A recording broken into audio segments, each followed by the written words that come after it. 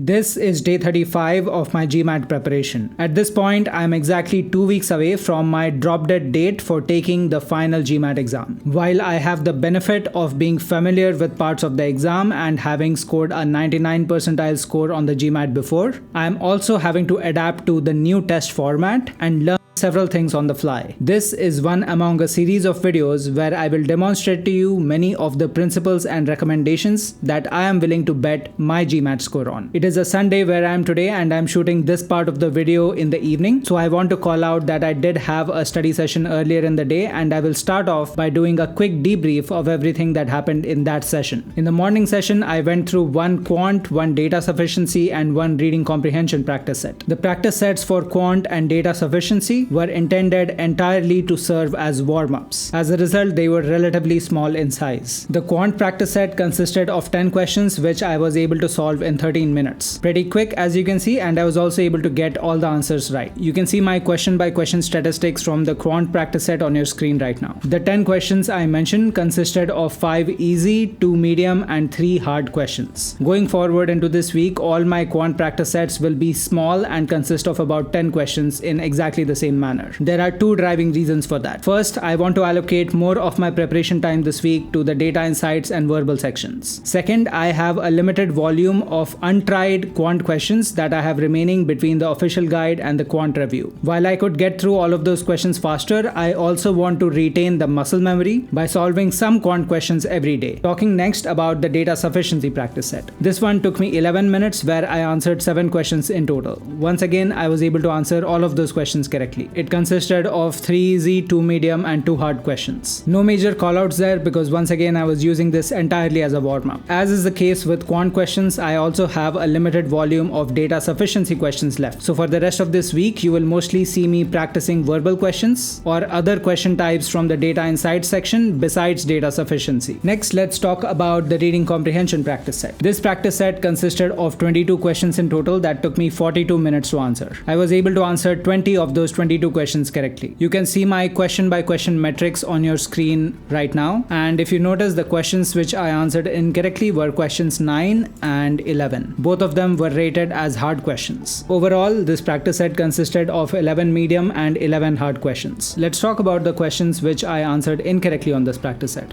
First, question number 9. For what it's worth, the passage corresponding to questions 9 and 11 was exactly the same. The passage used plenty of nebulous wording because it described studies of different kinds relating to a particular topic. The challenge with such passages is that the nebulous wording makes it hard for you to delineate where the description of one study ends and where the description of the next study begins. The easiest way to understand what I'm describing is by taking a simple example. Let's say you had a passage with 3 paragraphs. The first paragraph describes a study conducted by a scientist named Mr. A. The second paragraph talks about the first study a little bit and then contrasts it against another study conducted by a scientist named Mr. B. Finally, you end up in the third paragraph, which describes a study conducted by Mrs. C. Now, hypothetically, let's assume that you have the exact same content being described slightly differently. This time, the first paragraph describes a study with its findings. It doesn't mention who conducted the study except saying that it is a research study. The second paragraph starts by referring back to the research study mentioned in the first paragraph. Then it gets into the description of a different research study where participants were restricted from eating apples for a month. Finally, the third paragraph describes yet another research study where the participating individuals were from a different country than the country of origin of individuals who participated in research study 1 and 2. If everything else in the passage was exactly the same, and assuming that the names Mr. A, Mr. B and Mrs. C were not too complicated to read, it is highly likely that you would have a tougher time grasping and retaining the contents of the second passage versus the first passage. Well, I can only say that based on my own experience and based on the experiences I've had with the people I've guided with the GMAT before. The question that is worth asking is, why is it that 2 passages with exactly the same content can vary in terms of the amount of cognitive effort that you will have to expend to actually grasp and understand the content? My opinion is that the second format is harder to grasp and retain just because the descriptions of the 3 studies are hazier. The only way you will be able to clearly delineate those 3 research studies is either by naming them in your head and or by creating some kind of a mental visual which helps you understand what the differences between the 3 studies are in terms of their qualities. Coming back to question number 9, the nature of the passage was such that it used the latter format to describe things. On top of that, the question was also worded vaguely. That made it hard for me to connect the dots between the question and the passage in terms of which research study I should be taking into account when answering the question. Unfortunately, I ended up making the wrong judgment there. In this case, I ended up using study 1 and study 2, and as a result ended up losing credit on this question. There is a reason why I am going into so much detail on this question, and that is because it is a great way to bring up the principle of delineate and name things. This is an accuracy principle for the reading comprehension question type on the GMAT. All it means is that when you are given vague descriptors of different entities which are similar but also clearly separated from each other, you need to do your best, within a reasonable time frame of course, to identify what qualities mark the differences between each of those entities. Then give them an arbitrary name in your head. It could be apple, mango and banana. It doesn't really matter what name you assign them. The idea is for you to be able to cognitively separate the different entities. To give you a real life example, this is no different from the practice of assigning names to different people. That said, the challenge in applying this principle is how to do it consistently at high speed. That is where having lots and lots of examples and a bunch of practice under the guidance of a coach can help. If you're curious to learn more about that, check out the self-study or guided courses on my website. Next, moving to question number 11. Honestly, this was a mistake where things could have gone in my favor as well. As you can see from my scratch work here, I was partially split between option A and option C, even though I was leaning more towards option C. Turns out it was option A that was the correct answer. I was leaning more towards option C in this case just because it was worded similarly to the passage. But during my performance review, I also noticed that the option used what I call extreme language, and that is actually what made it inconsistent with the passage. By extreme language, I am talking about sentences such as all apples taste bad or none of the clinical studies were reliable. These are sentences which assert that something is true about 100% of the entities within a group without exception. Unless the passage is also worded strongly in a similar manner, options using such language tend to be a GMAT trap, which is easy to give into if you're trying to solve things at high velocity. Alright, so that is all on my study session from earlier in the day. Next, I'm going to jump into a few more verbal practice sets with a focus on the reading comprehension question type.